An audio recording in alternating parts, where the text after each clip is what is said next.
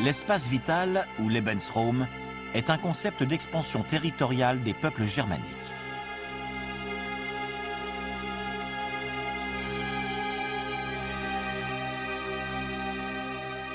Le destin de la nation allemande est à l'Est. La doctrine de l'espace vital tend vers l'Est. Elle est le fondement de l'idéologie nazie et pourrait être considérée comme étant uniquement le fruit de l'avidité occidentale.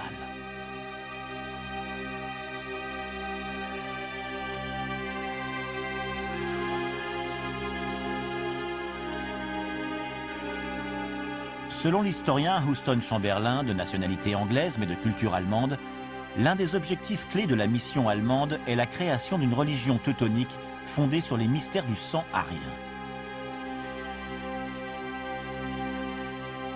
Alors que les thèses de Chamberlain sont diffusées en Allemagne, une autre religion du sang s'implante déjà en Autriche. Au début du XXe siècle, les Allemands d'Autriche se sentent comme assiégés. Auparavant à la tête du grand empire austro-hongrois, ce peuple n'est plus qu'une minorité au cœur d'un État où les Slaves ont pris l'ascendant. Les fonctionnaires ont pour obligation de parler tchèque, en plus de l'allemand, et des prêtres tchèques officient désormais dans certaines églises allemandes. Leur langue, leur culture et leur civilisation leur semblent en danger.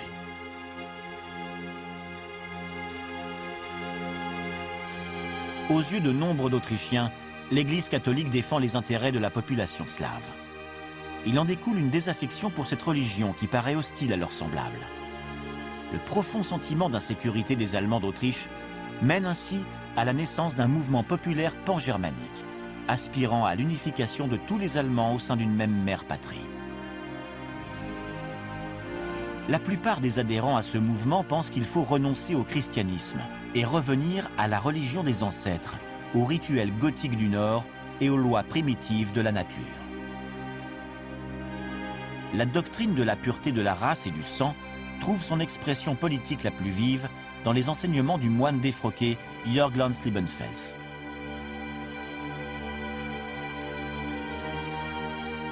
Lanz-Liebenfels est grand maître de l'ordre des Templiers. Il prêche une idéologie étrange, une doctrine qu'il nomme lui-même géomancie. Si l'on en croit son discours, au commencement, les habitants de l'Atlantide étaient divisés entre l'espèce pure et l'espèce animale. Après des milliers d'années, la race pure, création de Dieu, l'homme arien, s'est fourvoyé avec les animaux.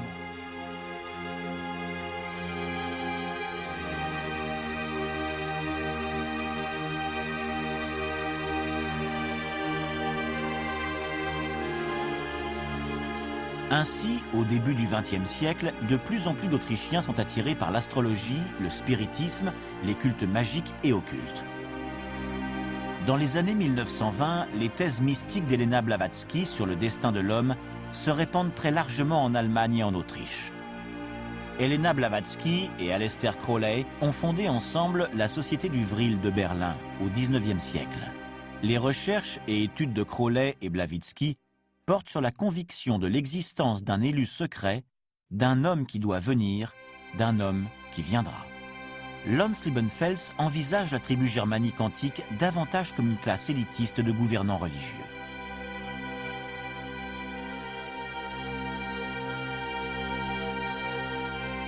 Dans le cercle d'escrime du collège où Heinrich Himmler est étudiant, la revue Ostara, publiée par Lanz-Liebenfels, est très appréciée.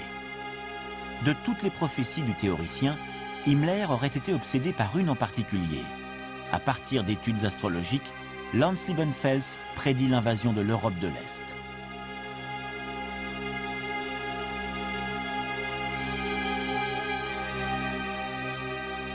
Himmler se convainc que le destin de la SS est de lancer une offensive pour empêcher les futures avances de l'Est sur l'Ouest. Pour lui, les grandes batailles prévues sont un prélude à la victoire finale des Ariens.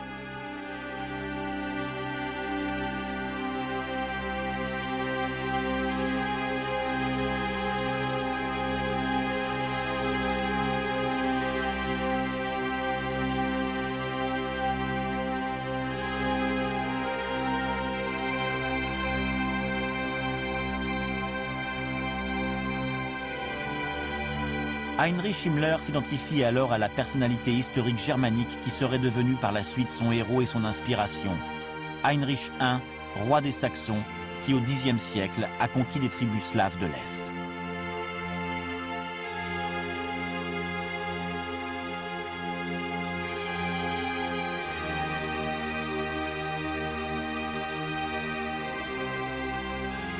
Son dévouement au roi est tel que chaque année, Himmler effectue un pèlerinage sur la tombe d'Heinrich I. Il se dit lui-même la réincarnation du roi et le récepteur de messages de l'esprit du mort.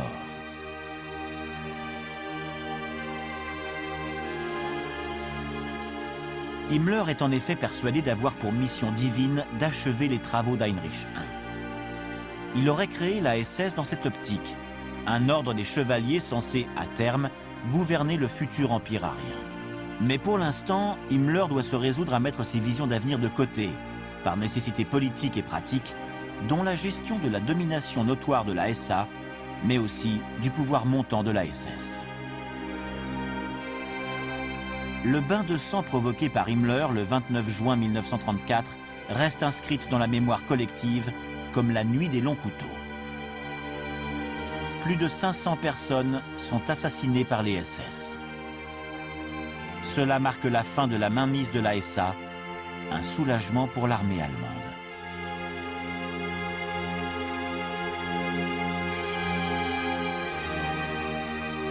À la mort du président Édimbourg, le 2 août 1934, Adolf Hitler est plébiscité comme président de l'Allemagne. L'armée adopte un nouveau serment. Le soldat ne jure plus loyauté envers l'État allemand et sa constitution, mais envers Hitler lui-même.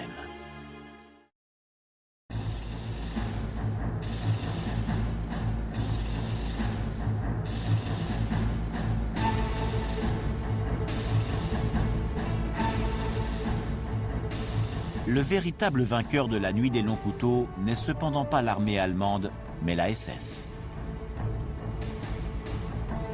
Le 28 juillet 1934, le Führer proclame l'indépendance de l'organisme de la SS à l'intérieur du parti.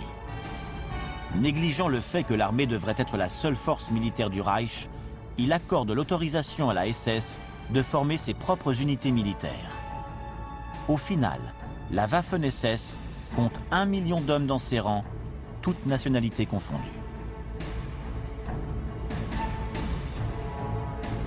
À partir de l'été 1934, Heinrich Himmler obtient ainsi une immense et totale indépendance pour la SS, son organisation élitiste. Cela lui permet d'accroître son contrôle sur les services de sécurité allemands jusqu'à ce qu'il soit absolu. Avec la bénédiction d'Hitler, il crée une composante militaire de la SS. Himmler est désormais libre de mener à terme la phase suivante de son plan pour la SS, la création d'un ordre mystique de chevaliers teutoniques, un ordre qui aurait dominé le futur millénaire arien. C'est ainsi que le rêve mythique de Wagner et de Lanz-Liebenfels pourrait devenir réalité. Mais quel est le langage magique des dieux? Le langage de Siegfried, des Valkyries, est celui des runes. Les runes sont un ancien système primitif d'écriture encore peu connu. Pour les populations germaniques, du 2e millénaire avant Jésus-Christ au Moyen-Âge, elles sont aussi un système de symboles magiques, symboles aux significations ésotériques profondes. Fa représente la guerre, la destruction, le nomadisme. La rune guerre est la régénération, le sacrifice. Nord, l'impulsion de la foi. Zig, la victoire et le soleil. Les runes sont un élément clé pour comprendre la sagesse des anciens Germains. En 1919, les runes prennent une nouvelle dimension et passent dans le langage officiel du national-socialisme. La rune Zig, rune de la victoire, est l'emblème des jeunesses hitlériennes. La rune double Zig est celle de la Schutzstaffel, la SS.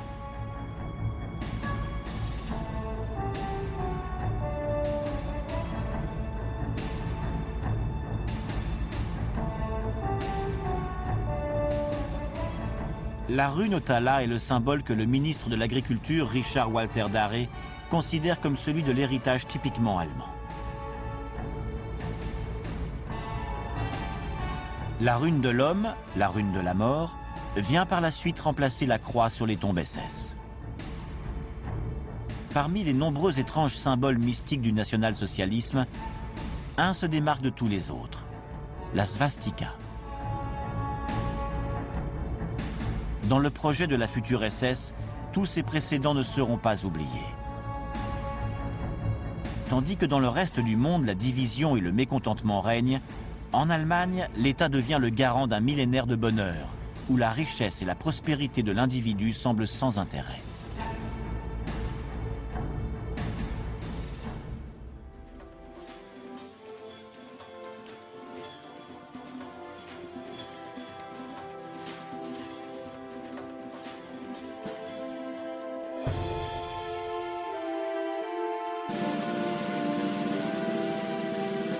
Pour Hitler, l'État doit s'engager à ce que le prochain millénaire soit celui du triomphe de l'homme arien.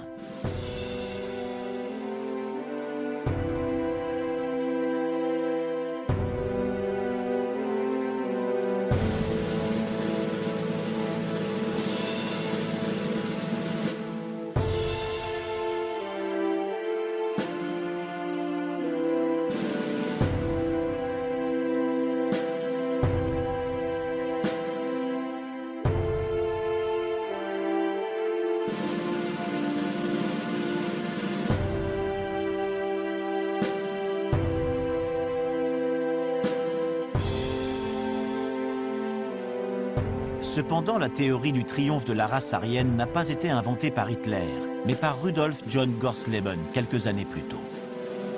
Gorsleben a un rôle actif dans la politique nationaliste. Il anime les réunions des sociétés occultes.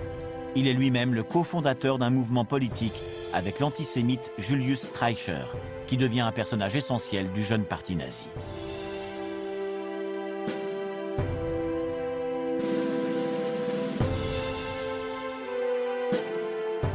Gorsleben abandonne ensuite la politique pour se consacrer à l'étude des secrets des runes anciennes et percer les mystères des vers islandais connus sous le nom de Edda. Grâce à ses recherches, Gorsleben espère pouvoir retrouver la trace magique du peuple disparu des hommes-dieux. Ainsi, selon Gorsleben et ses camarades occultistes, le sang arien coule toujours dans les veines de la population allemande.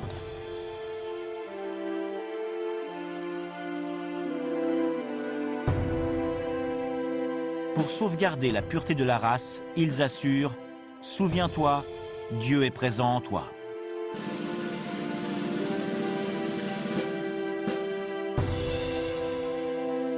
Ces théories sont ancrées dans l'esprit d'Heinrich Himmler, chef des SS. Jeune, Himmler avait déjà dévoré toutes les publications occultistes allemandes.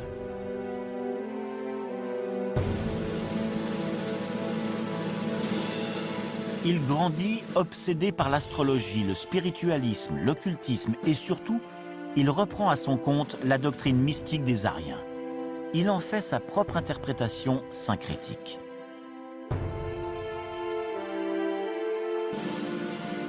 Le 9 novembre, date anniversaire du putsch de 1923, le jour symbolisé par la rune de la mémoire, les candidats de la SS prêtent serment et s'engagent, eux et leurs familles, à honorer les règles du mariage. Tout mariage est rendu impossible tant que l'union n'est pas avalisée par le bureau de la race.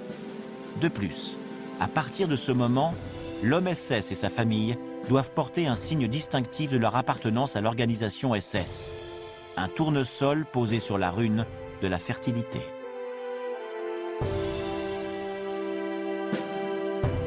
Les rites de l'ancienne tribu teutonique sont réintégrés par Hitler chez les SS pour créer un culte allemand unique.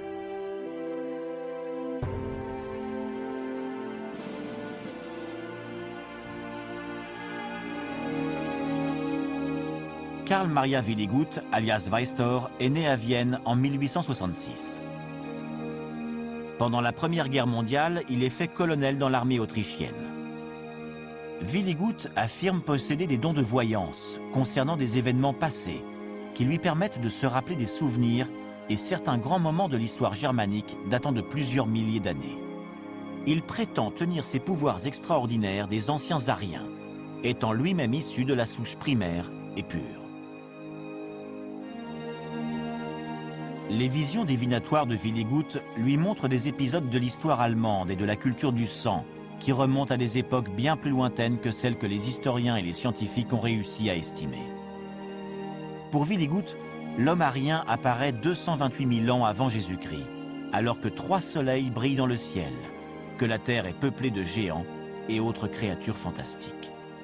Willigut affirme en outre qu'il est lui-même descendant d'une lignée, fruit de l'union du dieu de l'air et de l'eau.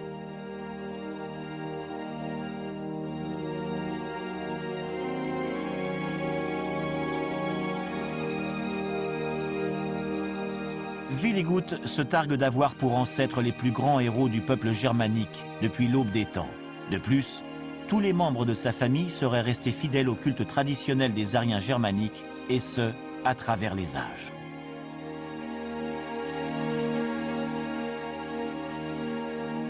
Même les sciences contemporaines sont convoquées avec l'utilisation de nos connaissances en biologie. Le but est d'isoler, puis de détruire ceux qui auraient retenu des germes pathogènes qui ont infecté le grand corps allemand, juifs, homosexuels, dissidents politiques, ennemis sociaux. Cette quarantaine implique l'élimination des êtres différents et de concentrer le pouvoir sur lui, Himmler. Selon leur grade, les hommes ayant prouvé leur foi SS sont récompensés par un anneau sur lequel se trouve une série de dessins créés pour Himmler par Karl Willigut. Les symboles ont une signification mystique profonde. La rune Sieg est l'emblème de la victoire. La rune Haga est celle de l'enfer, de la destruction, de la captivité. Ensuite vient la rune personnelle des traditions anciennes de Willigut. C'est la svastika, symbole de l'homme arien.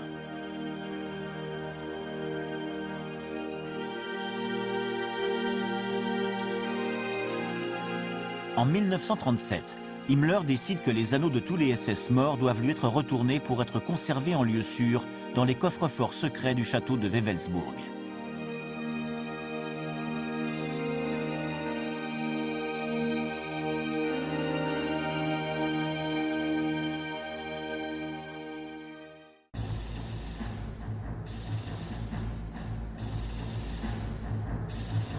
Aux yeux des étrangers, l'Allemagne des années 1930, le nazisme, le national-socialisme sont une véritable énigme.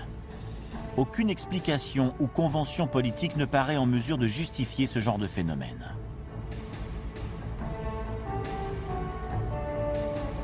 Tout un univers de rituels et de croyances semble naître du néant pour convaincre et hypnotiser des millions d'Allemands. Ce dogme fondamental de la vision nazie emporte l'Europe dans un tourbillon ténébreux et cauchemardesque.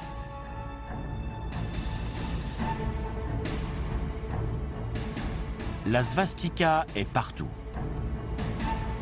Élément de la tradition germano-celtique, symbole solaire, la svastika est adoptée par le parti nazi dès les années 1920. Mais ce n'est pas une invention du national-socialisme. À la fin du XIXe siècle, le Tibet devient la destination mystérieuse et interdite d'un grand nombre de voyageurs du monde industrialisé. Beaucoup ne sont pas satisfaits de ce que leur propose la science et sont à la recherche d'une autre forme de connaissance plus mystique et plus profonde.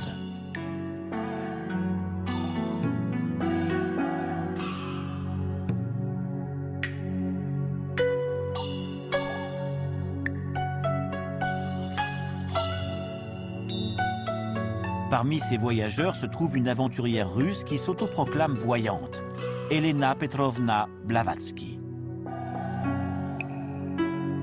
En 1888, Madame Blavatsky publie La doctrine secrète, livre dans lequel elle raconte qu'elle est entrée dans des souterrains secrets d'un vieux monastère tibétain où on lui a montré un ancien texte du culte contenant des secrets mystiques sur l'univers, l'avenir de la vie humaine et l'histoire du monde en général.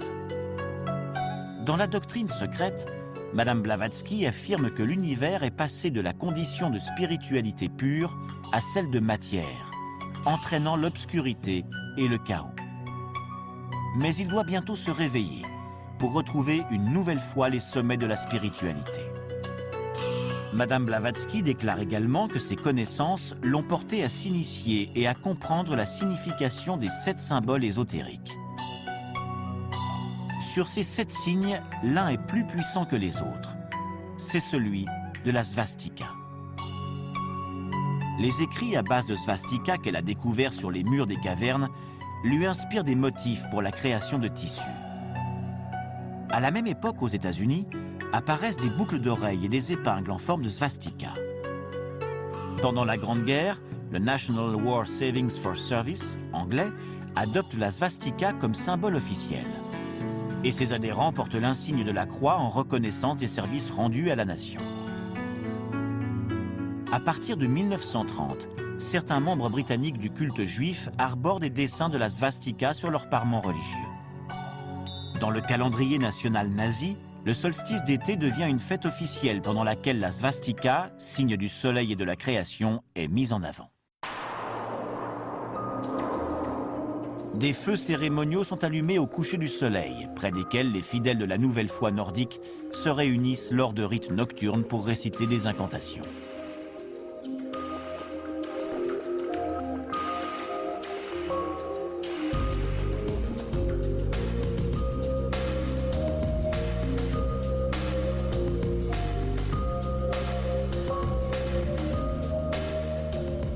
Une initiation collective est créée. Le baptême du sang de drapeau à drapeau. Le 9 novembre 1923, les national-socialistes s'imposent en place publique. 16 personnes sont tuées. Dans le chaos, le drapeau à croix gammée hissé par le premier rang des manifestants touche terre et baigne dans le sang. Le drapeau ensanglanté est alors dédié au Gardes-SS et devient le symbole le plus sacré du Parti national-socialiste. Tous les étendards du parti doivent être consacrés par le contact avec le drapeau taché de sang. Le Führer Adolf Hitler aurait été envoyé par la Providence avec pour mission de réunir les conditions pour lancer le millénaire arien. La synthèse entre les enseignements occultes de Madame Blavatsky, de Guido von List et des autres font en sorte de lier étroitement le rêve arien des sociétés secrètes et la mission raciale du national-socialisme militant par un symbole unique, la svastika.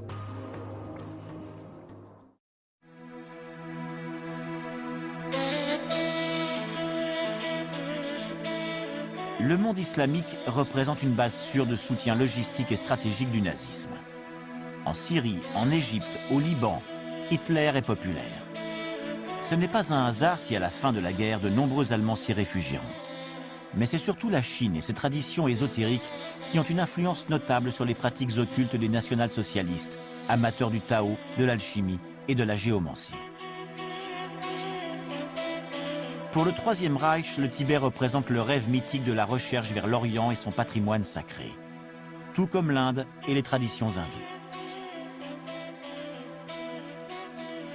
Nous évoquons ces questions avec l'écrivain et philosophe Miguel Serrano. Monsieur Serrano, vous avez été ambassadeur du Chili en Inde de 1953 à 1962. Comment avez-vous vécu cette période? Ce fut une grande expérience. Je cherchais depuis des années un moyen de faire la synthèse à plusieurs niveaux entre la tradition occidentale, mon idéologie nationale-socialiste et les conceptions plus élevées de la vie mystique de l'hindouisme et du bouddhisme. Au fond, mon but était de pénétrer les mondes parallèles du savoir ésotérique. Comme tous les croyants, j'ai décidé de me confronter à un voyage sur le mont Kailash, où il est coutume de se rendre. C'est la demeure des dieux Shiva et Parvati. Revenons-en aux recherches ésotériques de l'Allemagne des années 1930, dont le but était l'étude approfondie des origines ancestrales de la race aryenne. Plusieurs expéditions ont eu lieu, certaines conduites par Sven Hedin, l'explorateur suédois, qui s'est aussi rendu en Chine, dans le désert de Gobi. Il a effectué des voyages mémorables sur les glaces éternelles de l'Himalaya, le désert chinois de Gobi, en quête du mythe de Shambhala, où règne le roi du monde. Quel rapport y a-t-il entre les mythes de Shambhala, de l'Argata et le nazisme? Adolf Hitler était littéralement fasciné par tout cela. L'aspect romantique de ces voyages dans des contrées mythiques et inconnues était de toute façon lié au fait que les Allemands recherchaient des voies nouvelles et rapides pour établir des contacts et des repérages en vue d'une expansion vers l'Est. Leur premier objectif était l'Inde, pour peu à peu rejoindre la Chine et créer un empire qui soit l'expression géographique et géopolitique du syncrétisme des religions orientales qui se rapprochait justement du national-socialisme.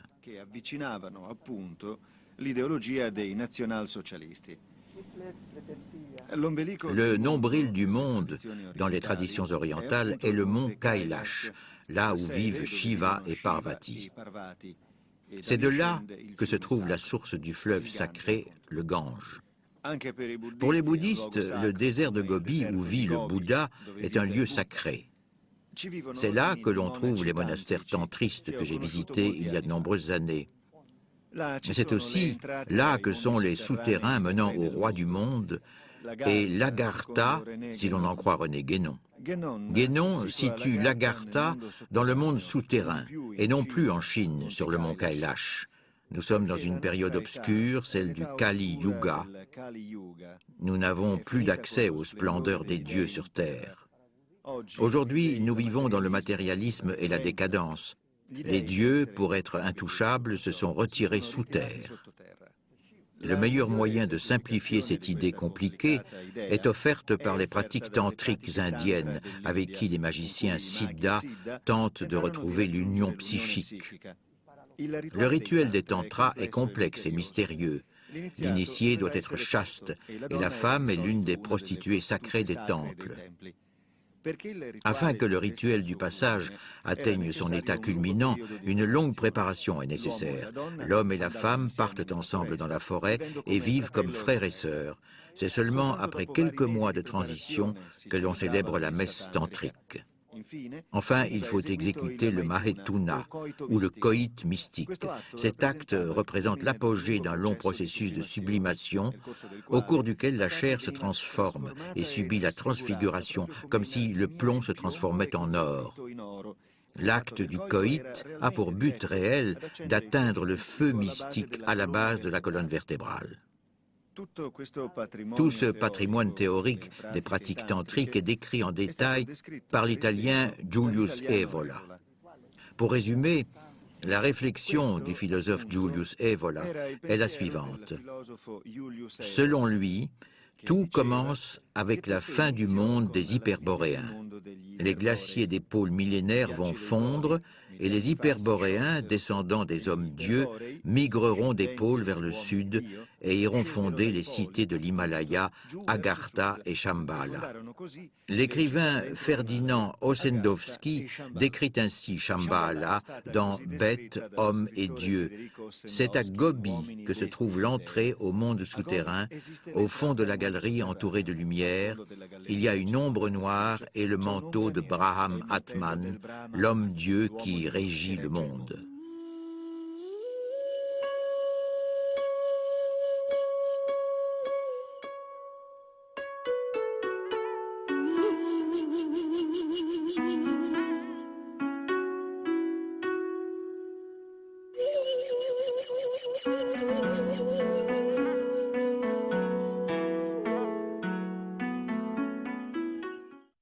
Grand connaisseur de l'Orient, Carl Gustav Jung était un ami de Miguel Serrano. Pour Jung, Hitler était un individu très particulier, un chaman, un magicien, un homme possédé par ce qu'il appelait l'inconscient collectif arien, qui était spécifique à la population allemande, mais aussi aux Italiens, Espagnols, Britanniques ou Français, aux Européens finalement. La théorie de l'inconscient arien s'essouffle dans l'après-guerre. De ce point de vue, sa conception est extrêmement raciste et exclut les autres possibilités. C'est étrange que personne n'ait vraiment étudié ces théories en profondeur. Pourtant, l'étude jungienne de Wotan Odin, dieu de la guerre pour les Allemands, est essentielle. Elle remonte aux années 30. Pour lui, alors même que la croyance dans le dieu Wotan a pour ainsi dire disparu et que plus personne ne pense à lui, le phénomène originellement nommé Wotan demeure. Seul son nom a changé, comme l'a démontré le national-socialisme à grande échelle. Un mouvement collectif est composé de plusieurs millions d'individus dont chacun présente les symptômes du wotanisme, apportant la preuve qu'en réalité Wotan n'est jamais mort. Il a maintenu toute sa vitalité et son autonomie d'origine. C'est notre conscience qui s'imagine que nous avons perdu nos dieux. En réalité, ils sont toujours présents et il suffirait d'établir certaines circonstances pour qu'ils reviennent en force. Il entend par là une situation dans laquelle des ajustements d'orientation et d'adaptation sont nécessaires. Si une difficulté n'est pas clairement comprise et que personne n'est capable d'y apporter une réponse appropriée, l'archétype qui correspond à cette situation s'interpose et entraîne une réaction de la forme que l'on connaît trop bien à cette époque. Dans ce cas précis, c'est Wotan.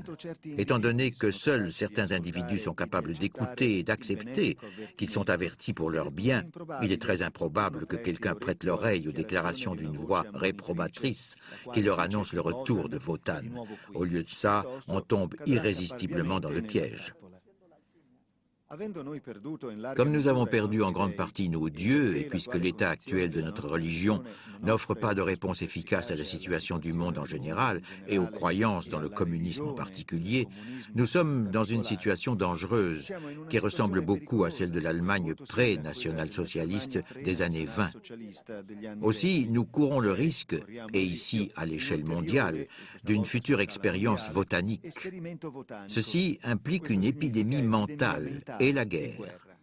On ne se rend pas encore compte que quand un archétype est disséminé inconsciemment et incompris consciemment, on est possédé par celui-ci et poussé vers une destination fatale.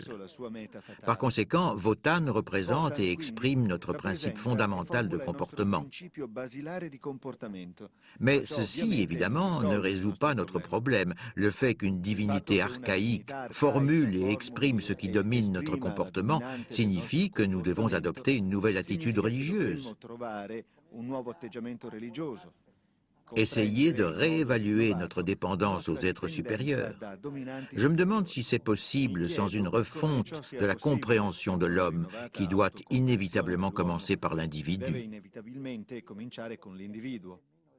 Nous avons les moyens de comparer l'homme à d'autres êtres psychiques pour leur donner une nouvelle définition. Nous pouvons les voir dans un contexte différent et mettre son existence en lumière. Il apparaît comme un être sur lequel agissent des forces déterminées, peut-être archétypiques, qui ne correspondent pas à sa volonté libre, ou plutôt son égoïsme arbitraire et sa conscience limitée. L'homme doit comprendre que l'on n'est pas maître chez soi et envisager avec le meilleur soin possible l'autre côté de son monde psychique, qui semble être le véritable seigneur de son destin. Je sais que tout cela n'est qu'un vœu pieux dont la réalisation prendra des siècles, mais il y a des hommes qui conservent la tradition pour des générations futures, et le temps viendra où la connaissance intérieure atteindra un niveau plus profond et général. Mais Jung a perdu la guerre et c'est Freud qui a gagné. Carl Gustav Jung étudie pendant des années, en plus de nombreux autres secteurs du national-socialisme, les traditions sacrées du monde entier. Il crée un système symbolique à partir d'analyses et de synthèses qui, pendant un temps, seront similaires à celles du Troisième Reich. Pour Serrano, Jung est un compagnon de route qui a fini par s'éloigner. Il faudrait plus de temps pour mieux connaître les rites occultes qui ont conflué dans le grand chaudron qui a brûlé l'encens du sacré sous les uniformes noirs et inquiétants de la SS. Ernst Schaeffer était un jeune ethnologue passionné par la flore alpine. Il est mort en 1992 à Hambourg.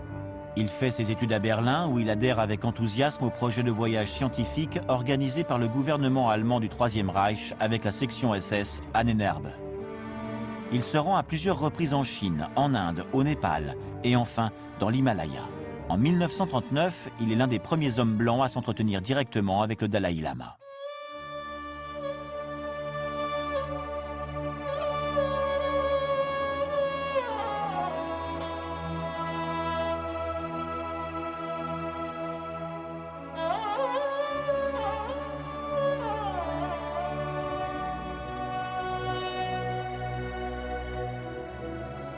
Ces images sont rares.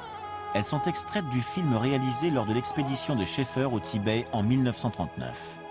De l'Inde, Schaeffer et les 4 autres Allemands qui l'accompagnent rejoignent à travers les montagnes sacrées de l'Himalaya la capitale, Lhasa. Là, ils rencontrent le Dalai Lama. Au cours du voyage, ils rencontrent plusieurs difficultés dans un territoire complètement vierge, que ce soit sur le plan environnemental, sur le plan social ou sur celui des découvertes, sans doute plus intéressant.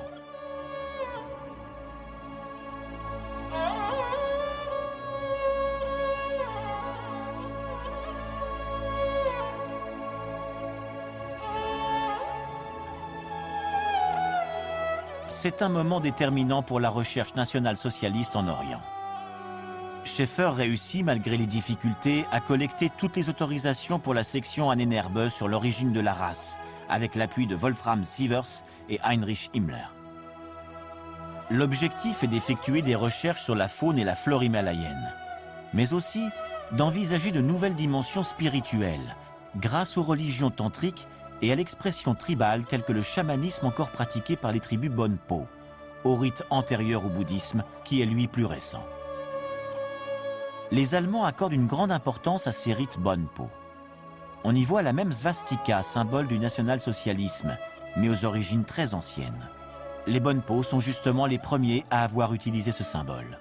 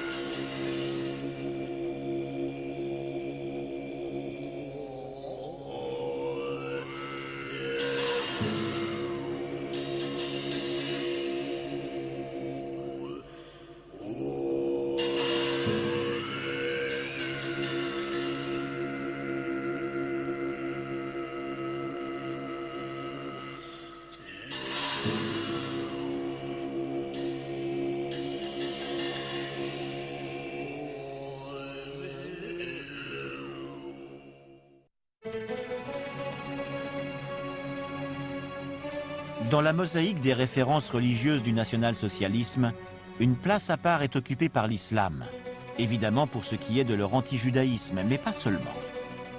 Hitler reçoit le grand moufti de Jérusalem, Hussein, à Berlin, dès les premières années de la guerre.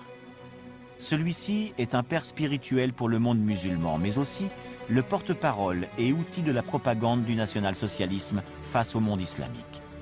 Sur ces rares images d'époque, le Moufti passe en revue les troupes SS Ansar, une section SS exclusivement musulmane composée de Croates, Bosniaques, Albanais, Turcs qui se battent aux côtés des Allemands. Bormann raconte qu'à chaque nouvel an, Hitler envoyait personnellement en cadeau à tous les soldats de la section SS Ansar un petit Coran en or.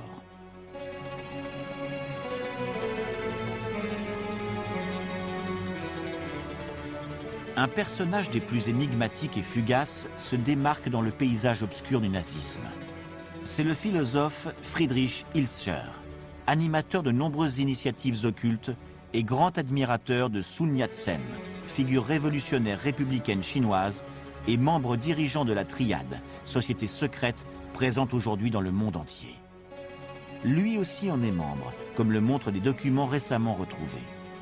Le professeur bavarois Karl Haushofer, théoricien de la géopolitique allemande, lui, était affilié à une organisation secrète japonaise, la Société du Dragon Vert, ordre de guerriers zen. La géomancie dérive de l'ancienne tradition chinoise. Elle unit le ciel, l'homme et la terre. Autrefois, les traditions chinoises avaient pour but de protéger et de guider la famille royale. Ceci jusqu'à la dynastie Ming. Il s'agit essentiellement d'une forme de protection de la famille et de l'individu. La géomancie repose sur les forces magnétiques et gravitationnelles. L'objectif est de fournir de l'air frais, de l'eau et un soutien.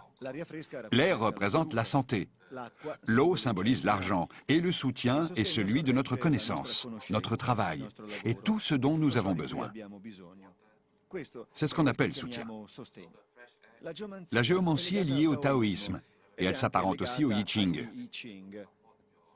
Côté théorie, c'est un dérivé du I Ching qui lui-même peut être taoïste. La géomancie est étroitement liée aux religions bouddhistes et taoïstes. Elle comprend aussi évidemment les concepts du yin et du yang et des 5 éléments. La base théorique repose sur le I Ching et le taoïsme. Dans la pratique, je me sers d'une boussole géomantique complexe, au secret que je ne peux révéler ici. La géomancie est par-dessus tout l'étude de la dynamique des forces qui circulent à travers les veines de la Terre. Grâce à la boussole, je peux savoir quelle direction moi-même, ma famille, ma tribu ou un peuple entier doit prendre pour avancer. Le tout est de savoir lire correctement l'instrument.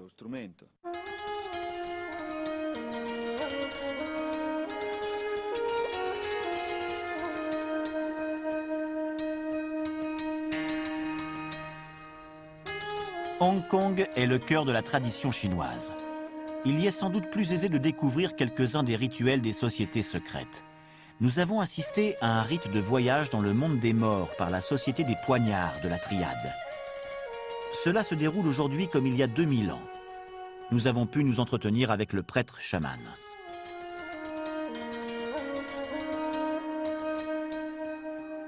Depuis quand pratiquez-vous? Qui vous a initié? C'était il y a une vingtaine d'années. C'était plutôt étrange en fait. J'étais chez un ami et tout à coup, j'ai senti Dieu pénétrer mon corps. Je suis entré en transe et je suis resté possédé pendant un long moment. Il refusait de me quitter. J'avais l'impression qu'il me serrait très fort, qu'il voulait que je sauve les autres. Il ne me laissait pas travailler. À chaque fois que j'essayais de reprendre le travail, il rentrait en moi et me dérangeait. Et j'entrais en transe. Depuis, il me possède. Il y a plusieurs façons d'être possédé par Dieu. Pour certains, c'est le destin. Dieu est entré dans leur corps et ils ne peuvent pas s'en échapper. D'autres prient et chantent. Ils boivent de l'eau contenant un talisman brûlé pour inviter Dieu dans leur corps. Comme aujourd'hui, nous célébrons l'anniversaire du Dieu guerrier.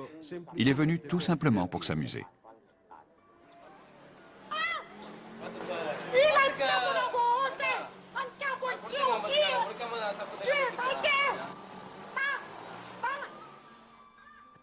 Pourquoi ont-ils des voix d'oiseaux? Cela dépend du Dieu lui-même. Au début, quand Dieu s'est emparé de mon corps, il parlait la langue éternelle, la langue de Dieu, qui est très rapide et difficile à comprendre pour le commun des mortels.